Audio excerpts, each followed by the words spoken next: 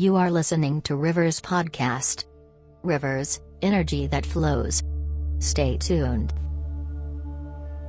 Greetings, dear friends. I'm LilysTale, and you are listening to LilysTale on Rivers Podcast. Today I bring to you one of the iconic love stories from the land of 5 rivers, Punjab. This one is called Mirza Sahiba. The jand tree is bent double in agony, bearing the shame of ignominy. The masjid in Khewa stands silent testimony to the lessons learnt together by the beauteous Sahiba and the valiant Mirza. Sitting in the madrasa, they hardly knew the fame that was going to be their lot. Since they had suckled milk from the breast of the same wet nurse as babies, they had both become brother and sister by tradition. But Providence had other plans. As Fateh Bibi, Mirza's mother, sent him to study in the neighboring village to live in Khewa Khan's home, the man who was Sahiba's father. Little did Mirza's innocent heart know that it would fall uncontrollably in love with the spell-binding magnetism of Sahiba. Such was her aura that legend says men couldn't take their eyes off her. How could Mirza then not bequeath his life to her? When his eyes fell on her mesmerizing looks as she was buying vegetables outside her house one day, the earth stopped its rotations and revolutions. Time halted in its stride, and Mirza rejoiced in the irradiance of his supreme love. Just as Sahiba was celebrated for her beauty, Mirza was applauded as an astounding archer, the likes of whom no one had ever seen before. He came to be accepted as the mightiest warrior around due to his unfailing aim. The world ceased to exist for these two bewitched lovers. There was a crackle of red-hot embers in their love. It is said, though, that the names of Mirza Sahiba are listed last when the legendary lovers of Punjab are mentioned, all because there was talk of the intimacy between them, which was taboo in that era.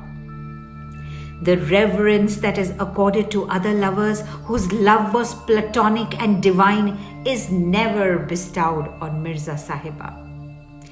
So, as is the fate of many love sagas, as soon as Sahiba's fuming father and brothers got wind of this unholy alliance, all of the proverbial hell broke loose.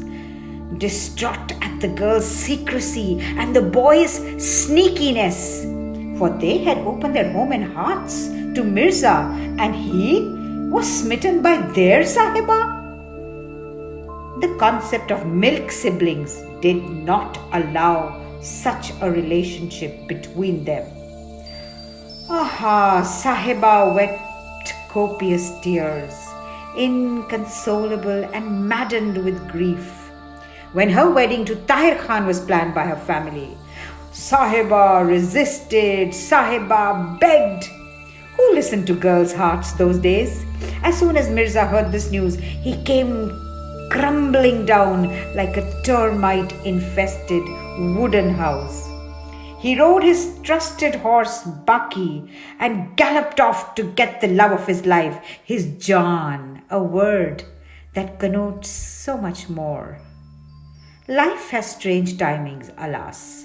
It was the day of his own sister's marriage, but there was no stopping Mirza that day. When love beckons, it is a divine urge, the thunder of a mountain river in spate in his veins. Mirza listened to no reason. How could anyone else wed his Sahiba? Dressed in blood-red finery, Sahiba looked like a vision from heaven, a hoor from Jannat. Her hands were adorned with mehendi. He whisked her away, this flaming bundle of embers. The brothers followed in hot pursuit when she was found missing before the nikah. After riding tirelessly for miles, Mirza got weary and decided to rest. Sahiba implored. Sahiba beseeched. "Let us ride on," she said. "You don't know my brothers. They will kill you, Mirza." Mirza was arrogant, for he was smug in the vanity of his unerring archery. He knew he was the mightiest archer for miles around. He was sure of annihilating everyone who came close to his Sahiba. Oh, dear Lord in heaven, Mirza did not listen to his Sahiba. He curled up under the jand tree and he dozed off. Sahiba knew that Mirza would not spare her brothers.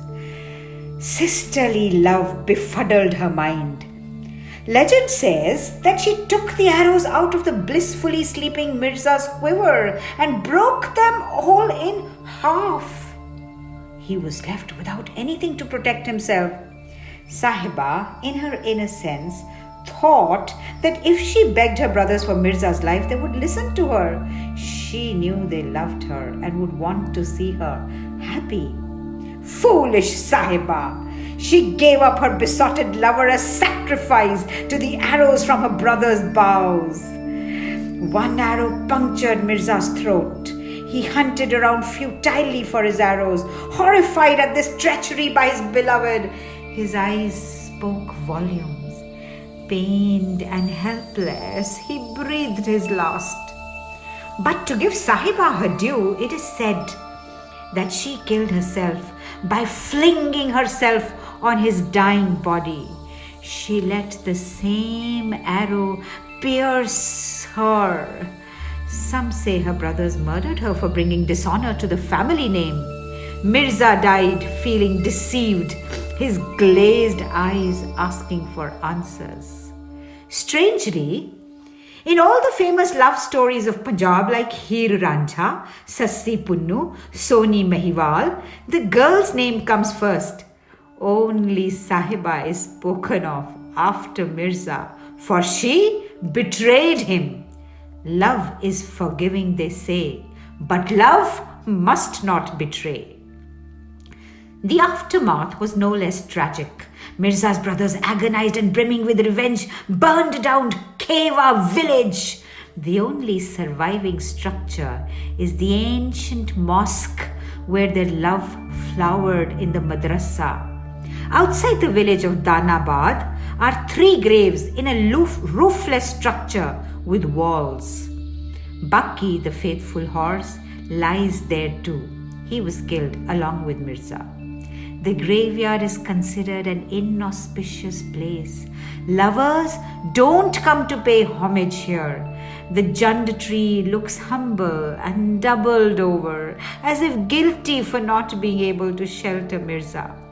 Dust from the winds blows over the neglected graves. Yet, love stories have a potent, fascinating life of their own. Hear it being sung by a village minstrel. It takes out my guts and brings in the shivers. Such is love, my friends. Oye Mirzaya, Oye Mirzaya. Thank you.